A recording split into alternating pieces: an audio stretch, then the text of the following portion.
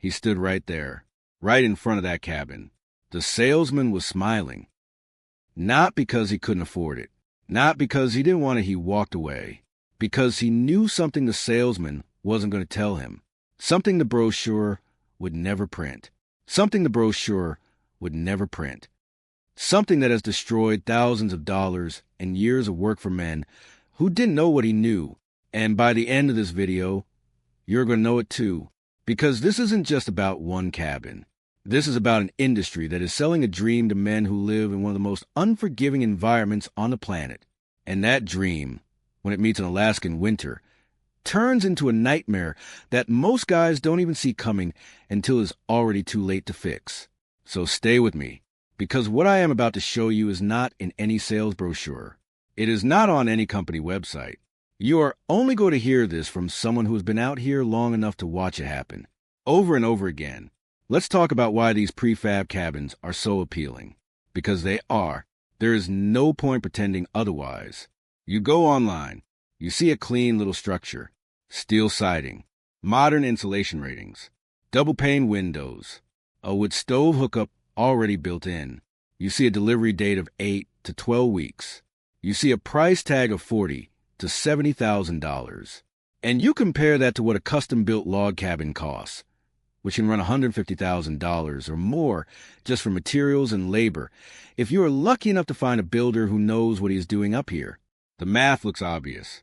The prefab wins on paper. And that is exactly the trap. Because the men selling you these structures are not lying to you about what the cabin is. They're lying to you, or at the very best, staying very quiet about where that cabin was designed to exist. Because here is the thing almost nobody talks about. These prefab units are engineered and built to meet building codes for the lower 48. They are tested in climates where winter means 30 degrees, maybe 20, not minus 40, not minus 55, with wind chill, not the kind of cold that will freeze the fuel line on your truck overnight if you don't plug it in. They are built for a different world. And when you drop them into this world, the physics change completely. Now here is where most guys think the problem is insulation, and they are partially right. But the real issue is something that goes much deeper than the R value printed on the spec sheet. It is called the vapor barrier problem, and it is the single most destructive flaw in almost every commercially built prefab cabin sold into subarctic environments. Here is how it works. When you heat a space in extreme cold, you create a massive difference in temperature between the inside and the outside of your wall. Inside, you might be running 65 degrees. Outside, it is minus 40. That temperature gradient is enormous, and warm air carries moisture. It always does. The human body produces about 1 liter of moisture per day just through breathing. Cooking adds more. A propane heater adds more. A wood stove adds more. All of that moisture wants to escape, and it does. It moves through the wall from warm to cold. That is physics. You cannot argue with it. Now, in a correctly designed subarctic structure, the vapor barrier is placed on the interior side of the insulation, right up against the warm interior surface. Its job is to stop that moist air before it ever reaches the insulation. The wall cavity stays dry. The insulation stays effective. The structure stays sound. In most prefab cabins sold into Alaska, the vapor barrier is either in the wrong location entirely, or it is so thin and improperly sealed that moisture moves right through it. And what happens next is the part no salesman will ever show you. That warm, moist air travels into the wall cavity and hits the cold zone. The temperature drops past the dew point. The moisture condenses right inside your wall, right inside your insulation. And it just sits there, wet, dark, trapped. Year 1, you don't see it. Year 2, you don't see it. By year 3, year 4, year 5, you start to notice a smell, a soft spot in the wall, a stain on the baseboard. You pull off a section of interior paneling, and you find black mold growing through your insulation like a living thing. The structural lumber behind it is already beginning to rot. And at that point, you're not talking about a repair. You are talking about gutting the entire wall system of a structure you paid $50,000 for. That is the heat trap. It is not the heat going out. It is the moisture going in. And by the time you can see it, The damage is already years old.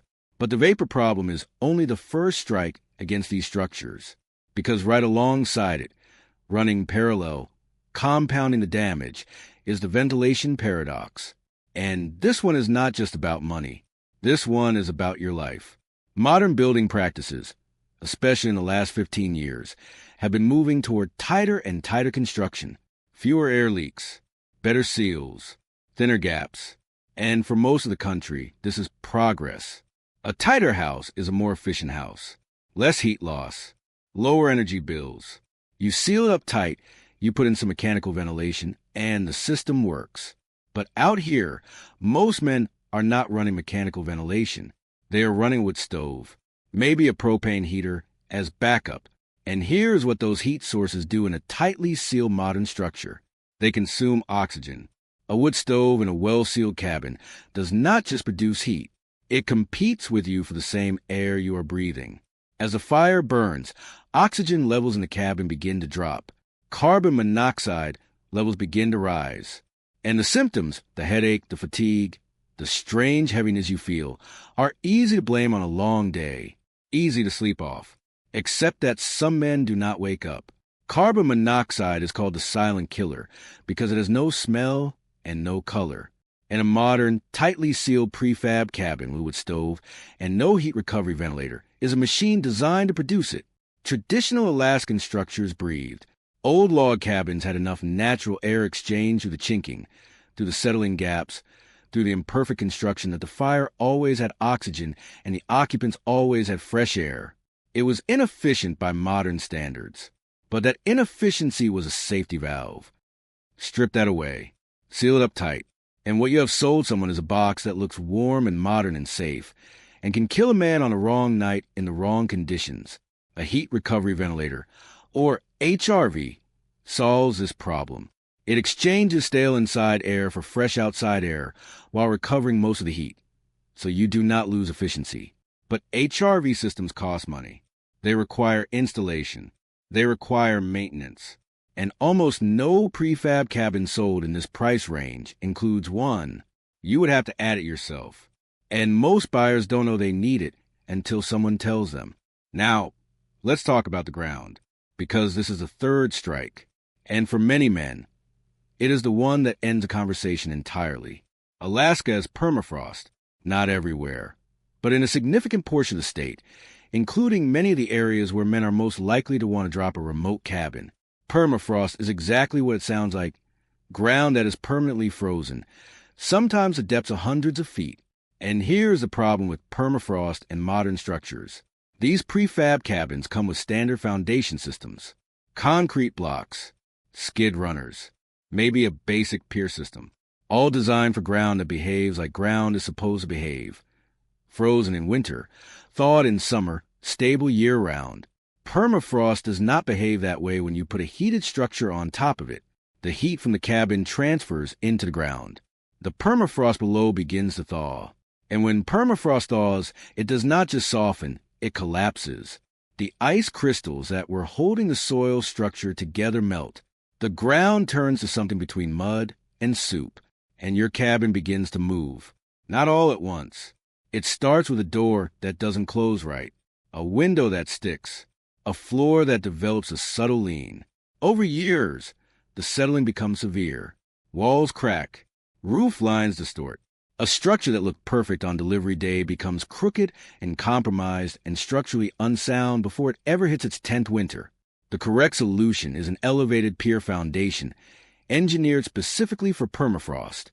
Piers driven deep enough to anchor below the active layer, designed to allow air circulation beneath the structure so the heat cannot transfer into the ground. It is the only system that works long-term in permafrost terrain. Almost no prefab cabin company includes this. The ones that offer it as an add-on will quote you a number that, when you add it to the base cabin price, starts to look a lot like the cost of doing it right from the beginning. And the ones that don't mention it at all are counting on you not knowing enough to ask. Now here's what a man who actually knows this environment does instead. And this is a part of the conversation that changes everything. Because it is not just about what to avoid, it is about what actually works. The first thing experienced builders up here will tell you is this: local materials and local knowledge are not optional luxuries. They are engineering requirements. Spruce and birch harvested in interior Alaska are denser and more dimensionally stable in extreme cold than the lumber grown in the lower 48 and shipped up here. Trees that grow slowly in harsh climates produce tighter grain patterns. Tighter grain means less moisture absorption. Less moisture absorption means longer structural life. When a man builds with local timber, whether he is doing traditional log construction or dimensional framing, he is working with material that the climate already knows. Traditional log construction, done right, is still the gold standard for subarctic building. Logs are massive thermal masses. They absorb heat during the day and release it slowly through the night. The thermal lag of a properly chinked log wall is something no manufactured panel system can replicate. And a log structure, built with the right species at the right moisture content, will stand for 100 years in conditions that destroy a modern prefab in 10. But not every man has the land or the skills or the time for a full log build, and that is understood. So what does a smart buyer do if he genuinely wants a prefab solution? He modifies it before he accepts delivery. He specifies a vapor barrier location in writing. Interior side of the insulation, minimum 6 mil poly, all seams taped with acoustical sealant, no gaps, no shortcuts. He adds an HRV system to the build spec and refuses to take delivery without it. He contracts a local Alaskan foundation specialist before the cabin arrives. Not the foundation system the company recommends, but one designed for his specific site after a proper soil assessment. And he adds triple pane windows, because the double pane glass in most prefabs will produce so much condensation on the interior surface in deep cold that you will have water running down your walls every morning. That is a different product, a better product, but it is also a significantly more expensive product than the number in the brochure. And that honest number is what the salesman is never going to show you up front. Here is the part where it gets personal, because this is not theory. This is not something read in a textbook or pulled off a building science website. This is what gets seen out here, season after season, in the field. There was a man, experienced outdoorsman, smart guy, not someone you would call naive, who ordered one of these units about 6 years ago. He did everything the company told him to do. He had it delivered in summer.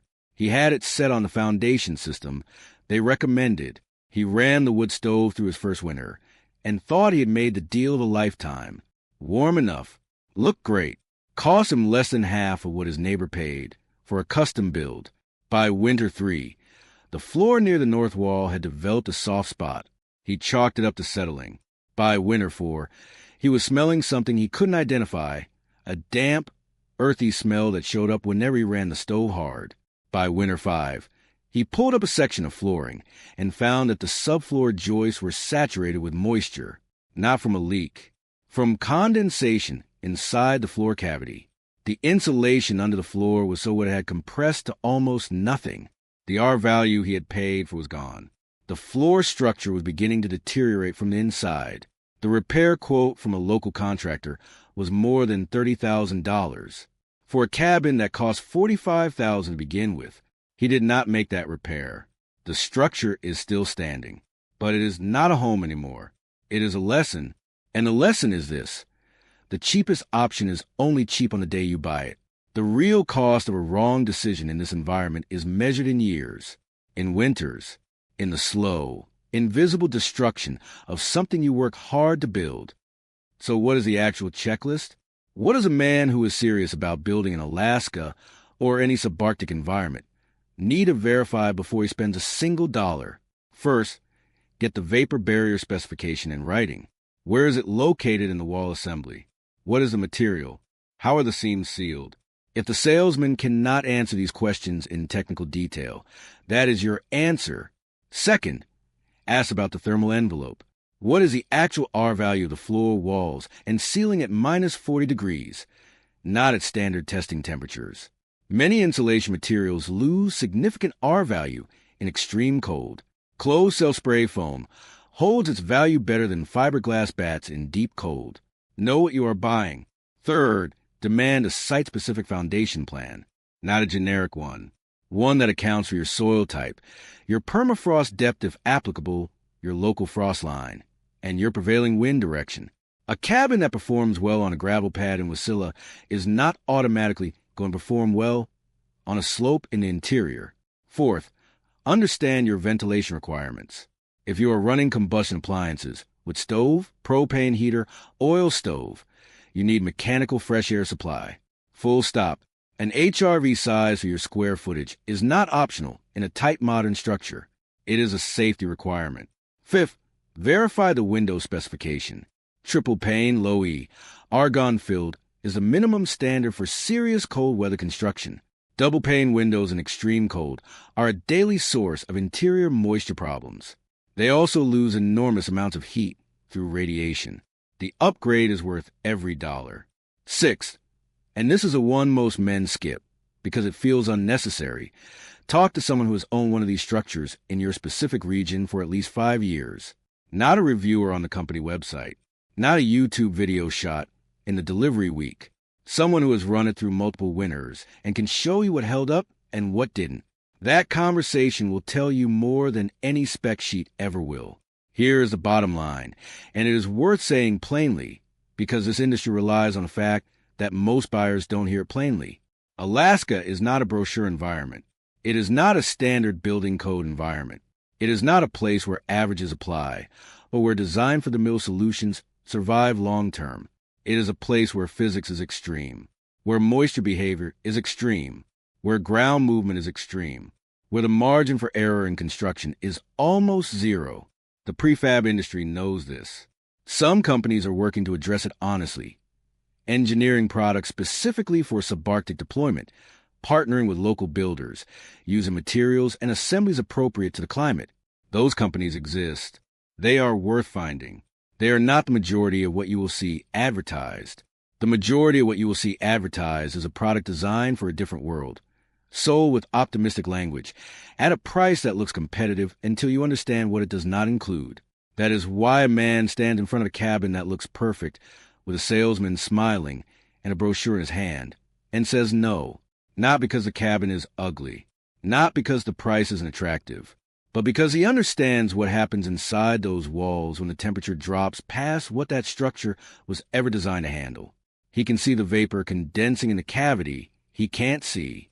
He can feel the foundation moving on ground the company never assessed. He can hear the ventilation system that isn't there. He knows what the cabin looks like from the outside, and he knows what it becomes from the inside. And that knowledge, right there, is worth more than any deal you will ever find in a brochure. Build right. Build once. Build for the climate you actually live in. Because up here, the cold always gets the last word.